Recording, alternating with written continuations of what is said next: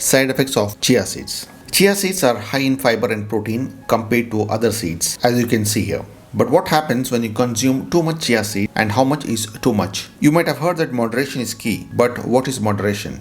Well, 1 to 2 tablespoons of chia seeds per day is okay, as it provides around 10 grams of fiber. Our recommended daily intake of fiber for men is 38 grams and for women 25 grams per day, as you can see in this chart. Plan accordingly and combine with other healthy sources throughout the day. Side effects include gastric problems. Consuming too many chia seeds may lead to gastrointestinal issues such as bloating, gas, diarrhea, or constipation due to their high fiber content. Whenever you consume too many chia seeds, which are high in fiber, then it's important to consume more water to push the fiber out of the body, or else it would cause gastric problems. How high fiber foods cause gastric problems? Fiber adds bulk to the stuff in the stomach and intestines, and this can be too much to handle if you're not used to it. Fiber undergoes fermentation, producing gas as byproduct, and consuming an excess amount of fiber can lead to an overproduction of gas, causing bloating and discomfort. It is important to note that individuals have varying tolerances to different foods.